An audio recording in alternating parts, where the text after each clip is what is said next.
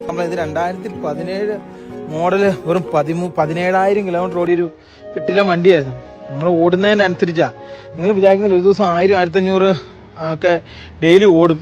നിങ്ങൾ കാണുമ്പം ഒരു ടൂറിസ്റ്റ് പ്ലേസിൽ നിന്ന് അടുത്ത ദിവസം അത് അടുത്ത ടൂറിസ്റ്റ് പ്ലേസ്. ഇതിന്റെ ഇടയ്ക്കൊരു സംഭവമുണ്ട്, മണിക്കൂറുകളോളം കിടന്ന് ഓടുന്നത് റെസ്റ്റ് ഇല്ലാതെ. അങ്ങനെ ഓടിയാലേ ഈ പ്ലേസുകൾ കിട്ടും. അല്ലെങ്കിൽ ഒരു ദിവസം നമ്മൾ ഓടുന്ന വീഡിയോ കാണിച്ച് രണ്ടാമത് അത് കാണിക്കാന്ന് പറയും, റോഡ് മാത്രമേ കാണിക്കുള്ളൂ എന്ന് ചോദിക്കും.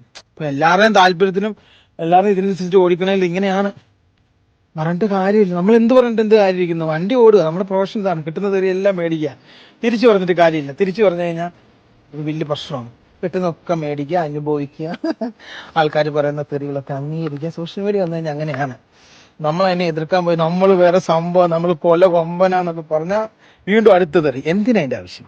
ആൾക്കാർ നമ്മളെ തെറി പറയുന്നു, അത് നമ്മൾ കേൾക്കുന്നു, സ്വീകരിക്കുക, വേറെ കുഴപ്പമൊന്നുമില്ല.